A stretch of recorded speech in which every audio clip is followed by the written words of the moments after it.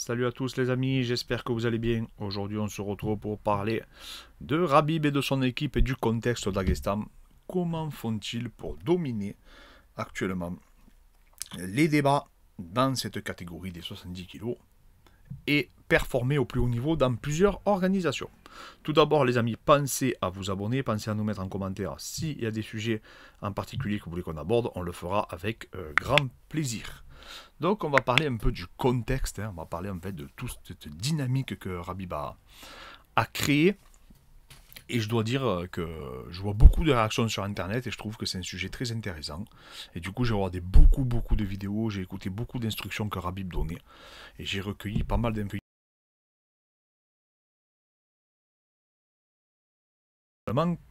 qui se sont entraînés avec lui, mais aussi qui ont été entraînés par lui. Et je vais essayer de vous communiquer tout ça. Mais déjà, je vois pas mal de réactions de gens qui disent oui, Khabib, euh, il est très dur dans les entraînements, il est vraiment très exigeant, il faut s'entraîner plus que n'importe qui quand on est sous ses ordres, etc. Et en fait, quand tu analyses un peu leurs séances, quand tu analyses un peu tout ce que tu trouves, mais tu t'aperçois qu'il n'est pas du tout bourrin, Khabib, en tout cas dans ce qu'il laisse transparaître. Parce que moi, je me suis entraîné donc du coup avec des Russes, je m'entraîne aussi avec un Russe régulièrement, donc vous savez, Rustam, le Russe qui est avec nous, nous a expliqué, on a vu un peu l'école lutte du coup du Caucase, on la connaît, et moi je pense que c'est une fausse idée de croire que c'est des gens qui sont bourrins, qui réfléchissent pas, et qui jouent tout sur le physique et tout, alors que c'est pas du tout le cas. Il faut savoir que dans le Caucase, ils font pas énormément, ils font pas autant de matchs qu'on pourrait le croire, pas autant de sparring qu'on pourrait le croire. Je parle pour la lutte, donc l'école de la pédagogie de la lutte, mais par contre ils sont très axés sur la technique, les drills, les formes de corps, vraiment toute cette pédagogie depuis la jeunesse, en fait, cette didactique et tout, et du coup c'est quand même des fins techniciens. Et je parle pour ça parce que beaucoup de judokas français ou de lutteurs français m'avaient dit qu'ils étaient partis en stage là-bas. Ils faisaient beaucoup moins de randori, par exemple en Russie, que des randoris de guerre qu'ils pouvaient faire en France, par exemple. Ils étaient beaucoup plus sur la finesse. Et c'est pas étonnant. Donc moi, je pense pas que ce soit des bourrins. Bien au contraire, je pense qu'ils ont beaucoup de réflexion et que ce qu'ils font, ils le font bien. Par contre, effectivement, je vais vous montrer des photos. C'est clair que voilà. Voilà, déjà on va parler du contexte, et voilà pourquoi, selon moi, c'est la plus grosse force en fait de l'équipe Khabib et du Daghestan en l'occurrence, c'est ce réservoir. C'est sûr que les amis, il faut comprendre quelque chose, si vous êtes au fin fond de la Creuse, j'ai déjà expliqué l'importance du contexte, ou en Ardèche, ça risque d'être très difficile d'avoir, comme là, plus de 60 mecs qui font de la lutte tous les jours, c'est sûr que ça va être très difficile. Là, vous partez directement avec un réservoir d'athlètes qui est largement supérieur à tout ce que vous allez retrouver un peu partout. Pourquoi? Parce que là-bas c'est culturel, les sports de combat, c'est dans leur culture, c'est dans leur tradition, tout le monde fait de la lutte depuis son plus jeune âge, tout le monde fait du judo, enfin tout le monde fait du sambo, bref, ils font beaucoup de sports de préhension, et ils n'ont pas trop la culture des autres disciplines comme le tennis, la natation, voilà, donc ils sont orientés, voilà, c'est un peu une école de la vie, c'est des structures d'État pour la plupart, donc en fait c'est un peu comme un double projet, mais vraiment un peu à la méthode soviétique quoi. Mais en plus de ça, ils ont cette finesse technique parce qu'ils ont eu des immenses champions, et ils ont toujours des immenses champions, donc ils ont cet héritage empirique qui leur permet de performer. Et du coup, quand tu démarres, en fait, comme Abdulmanap, dans le père de Khabib, tu démarres à récupérer des centaines d'élèves qui se passent dans tes mains, mais tu prends tous les mecs que tu vas récupérer, là, trois quarts, ils ont lutté depuis leur plus jeune âge. Moi, j'ai des élèves qui sont du Caucase, ils me témoignaient que souvent, que ce soit au Daghestan ou en Tchétchénie, on te dit qu'est-ce que tu veux faire? Est-ce que tu veux aller à l'école ou est-ce que tu veux te consacrer au sport? Mais en gros, il faut que tu fasses un choix. Et il y a très peu de personnes qui font le double projet. Alors ça existe, il y a des cas, on sait que Khabib aussi, je crois, il a une licence, il me semble. Mais voilà, c'est assez rare. Et du coup, il faut faire un choix et il faut t'impliquer à 100% dans ce que tu vas faire. Et ça déjà, c'est une rigueur, c'est une culture, c'est une vision qui est très intéressante et qui, je pense, fait une différence significative après pour atteindre le haut niveau. On peut retrouver ça un peu à Cuba, par exemple, ou à la boxe anglaise, la lutte et tout est fait pour le pays, et du coup, l'implication qu'ils ont les mecs, c'est clair, ils peuvent changer leur vie, quoi, s'ils performent. Et du coup, quand tu démarres comme ça, Abdulmanap, je voyais donc sur des forums et tout, qu'il avait eu, je crois, alors il y en a qui disent qu'il aurait eu peut-être plus de 2000 élèves, à peu près, en tout. Mais oui, ça j'en suis persuadé qu'il a dû avoir vraiment, vraiment énormément d'élèves. Et au final, sur la loi du nombre, s'il a eu que des lutteurs, ben, tu te dis que c'est pas énorme le nombre de champions qu'ils ont sortis. Mais déjà d'avoir réussi à sortir un champion, moi je dis toujours que c'est déjà exceptionnel. Parce que tu peux avoir 10 000 élèves et peut-être que tu sortiras jamais un seul mec qui performera au plus haut niveau. Et là où je pense que son père, et du coup l'héritage qu'il y a transmis, c'est qu'il a compris l'héritage du contexte. C'est Islam, je crois, qui témoignait, qui disait que son père déjà à l'époque, il louait une baraque pour Rabib, son cousin, son frère, il me semble, Rabib aussi. Et donc tous ses meilleurs élèves en quelque sorte. Il les logeait, les nourrissait, parce que je crois qu'il gagnait bien sa vie. De ce que j'ai compris, il avait eu un poste assez intéressant, et du coup il gagnait bien sa vie, et ça lui permettait du coup de subvenir aux besoins de sa famille et de ses élèves, et du coup déjà il les faisait s'impliquer à 100%, et il leur permettait d'avoir tous les moyens possibles et inimaginables pour performer. Et en fait Rabib, c'est là où je trouve qu'il a été remarquable, c'est qu'il a compris, il a pris cet héritage-là, lui maintenant il a des moyens financiers, vous savez qu'il y a beaucoup de polémiques en ce moment sur le fait qu'il aurait gaspillé $1 million et tout, bon, alors, moi je pense que c'était pas $1 million, hein. Parce que je crois que j'avais vu 250 000 $. Je pense que c'est un peu plus, ça serait plus dans ces eaux-là. Ça serait pas $1 million qu'il aurait dépensé, ça serait plus de 250 000. Mais et il y en a qui disent que non, qu'en fait il aurait été sponsorisé, vous savez, par le prince, hein, qui aurait mis tout en œuvre et qui l'aurait financé, que le camp d'entraînement effectivement aurait pu coûter $1 million, mais qu'il a coûté beaucoup moins cher parce qu'ils ont été sponsorisés par des hommes d'affaires du Caucase, mais surtout du pays où se sont préparés. Et du coup, c'est là où Rabib est très très intelligent, je trouve. C'est qu'il crée ce contexte, il a récupéré toute son équipe donc, du Eagle MMA, et ils sont partis tous ensemble, un peu comme avait fait Conor à l'époque, hein, où il avait payé pour tout le monde, il avait financé pour tout le monde, il avait fait installer une salle. Mais Rabib a reproduit ce schéma, et en fait, il a fait ça, et il est parti se préparer du coup, je crois qu'ils sont restés 7 semaines, il me semble, j'ai lu, donc là où il y a eu l'affrontement avec The Bronx. Et en fait, du coup, il crée ce contexte, il crée cette dynamique, et ça, c'est remarquable. Surtout, là aussi, où je trouve qu'il est très très fort, Rabib, c'est qu'il montre l'exemple. C'est-à-dire qu'il va créer, en fait cette exemplarité, le fait de réussir. Alors je vous mets une photo. Là, en fait, Rabib, il faut savoir qu'il est en train de créer il me semble que c'est à Abu Dhabi, il est en train de créer un Khabib Gym, ça va s'appeler. Et alors, donc, il va y avoir une salle de CrossFit, une salle de MMA, du paddle, enfin, il va y avoir de tout, hein, vraiment, ça va être une méga salle de fitness. Et en fait, eux,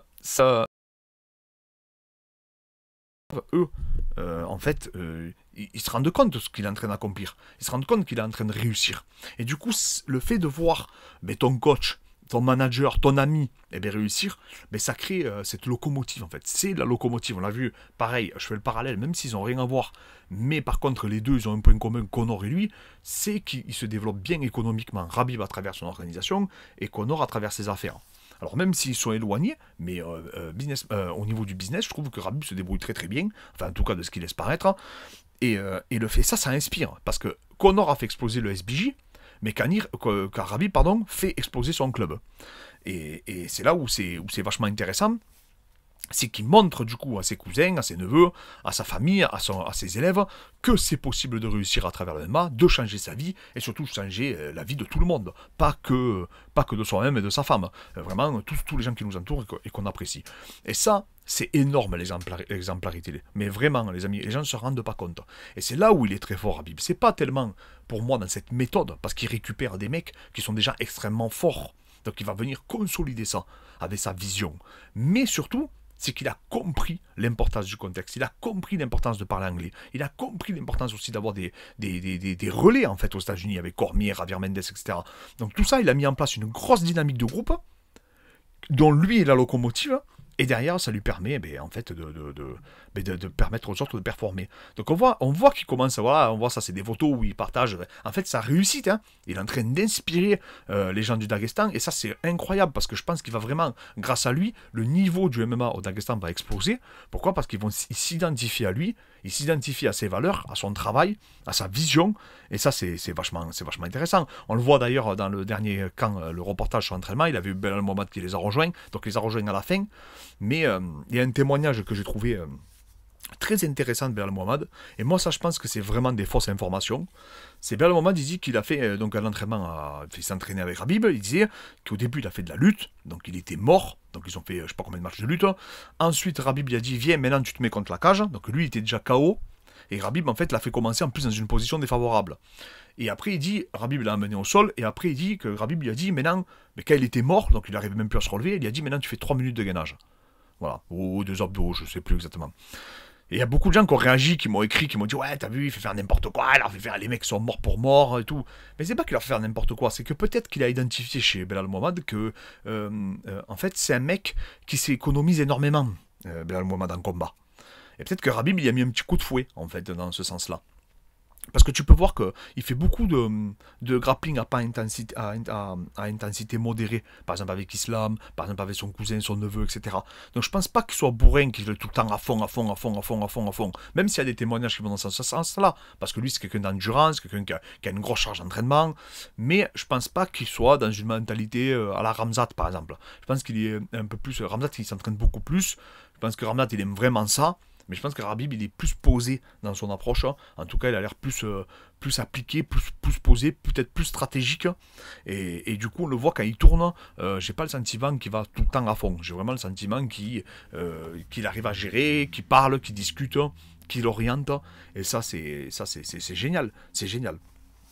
Maintenant, l'interrogation de savoir est-ce que ça va marcher sur tout le monde, est-ce que ça marche que pour les lutteurs, est-ce que ça marche pour... voilà, c'est ça la plus grosse interrogation qu'on va avoir par la suite, c'est quand il récupérera des mecs qui sont d'autres structures, des mecs qui sont pas issus du Caucase, parce que c'est sûr que si tu récupères un mec qui a lutté toute sa vie, ben c'est beaucoup plus facile à transférer derrière pour le faire performer, à transférer ta stratégie, étant donné que toi aussi tu es issu de la lutte, et surtout que tu le récupères déjà, il est super fort, parce que je sais qu'il a récupéré un mec au PFL, là, qui est arrivé dans son club, je crois, à 11-0, 12-0, un truc comme ça. Enfin voilà, après, mais ça c'est normal. Ce que je veux dire, les amis, c'est que souvent, l'AK fait pareil avec Khabib, hein. Ils ont récupéré Khabib, il était déjà invaincu, il était déjà champion, il était déjà super fort, quoi. Et en fait, c'est normal, quand vous êtes un grand entraîneur, quand vous avez une grosse structure, que vous avez une grosse dynamique, mais les gens veulent s'entraîner avec vous, hein, tout simplement. Hein. Donc ça n'enlève en rien ses capacités d'entraîneur. Si demain, je vous dis une bêtise, il récupère Brian Ortega, et Brian Ortega a déjà fait la ceinture, mais il le rend champion de l'UFC, ça n'enlèvera en rien le fait que Khabib sera un grand entraîneur. Faudra pas dire, oui, mais non, il n'a pas formé. Non, mais les gars, vous croyez pas qu'il va former tous les 2 matins Islam aussi, il n'a pas formé. Hein. Islam, c'est l'élève à son père. Mais c'est pas dire que c'est pas un bon entraîneur, ça n'a rien à voir, ça. C'est juste que le mec, eh bien, peut-être qu'il va aller chercher chez lui une expertise qu'il va pas retrouver ailleurs, ou des détails, ou je sais pas, une vision globale du haut niveau, qu'il va pas retrouver forcément ailleurs. Et on voit que, par exemple, quand tu prends tous ces élèves, tous, que ce soit Zubaira, enfin, vraiment quasiment tous, il y en a très peu en réalité qui font partie du noyau dur et du noyau de départ qui était avec Islam et Khabib. Je sais qu'il y avait Islam, Makhachev, je sais qu'il y avait Islam, celui qui a combattu au PFL, qui a affronté les Giroun aussi, qui était avec eux au tout début.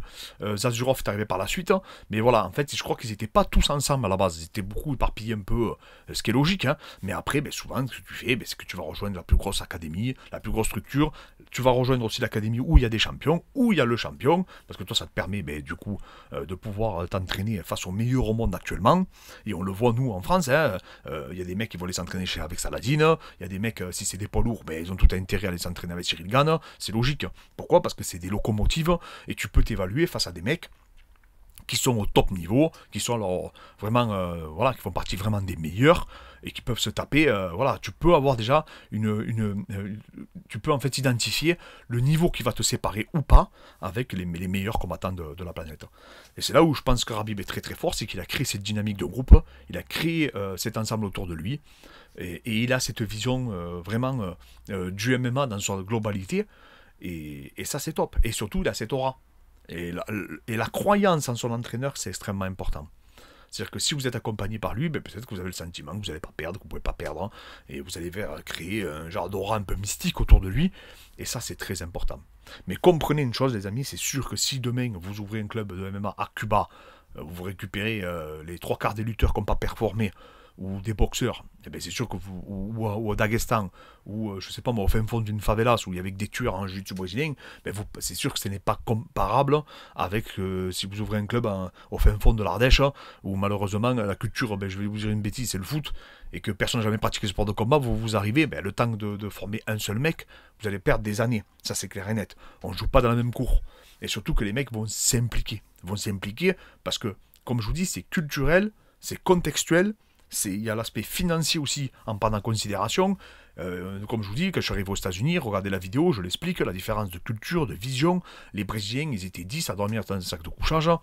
Voilà, ils voulaient changer leur vie, quoi. C'était des pitbulls, quoi, les mecs. Ils avaient rien à perdre, quoi. Il fallait vraiment avancer. Et eux, en fait, il a lié ça, lui, Khabib. Sauf qu'en plus, il a démontré, par sa carrière, par sa réussite, qu'on pouvait réussir. Donc voilà pour moi, Khabib, en fait, c'est là où il a été très fort. C'est qu'il a lié sa méthode, sa vision, avec son charisme et l'exemplarité qu'il peut démontrer aux individus, et que c'est possible de réussir, parce que quand il va te parler, étant donné qu'il a été champion, ben tu vas l'écouter parce que tu te dis, lui il a réussi à le faire, donc si je veux réussir, moi aussi, il faut que je m'inspire de ses dires, et du coup, quand t'as gagné, comme je dis toujours, hein, quand t'as gagné, t'as toujours raison, et les gens vont t'écouter. Donc voilà, c'était une vidéo que je tenais à vous faire, donc sur sa vision, sa posture, sa sensibilité en tant qu'entraîneur. Moi je pense que, comme je vous dis, qu'il n'est pas du tout bourrin. Moi je pense qu'au contraire, c'est quelqu'un qui est appliqué, qui est impliqué, et surtout qui crée un contexte favorable à la performance, avec des valeurs et une vision d'ensemble, pour que tout le monde aille dans la même direction. Voilà les amis, si vous avez des idées de vidéos, n'hésitez pas à nous les partager. Je vous dis toujours, mettez un petit like, ça coûte rien. Pensez à vous abonner, pensez à nous mettre en commentaire si y a des sujets en particulier que vous voulez qu'on aborde. On le fera avec grand plaisir. Pour les accompagnements, c'est sur Instagram les amis. Et on vous remercie encore à tous.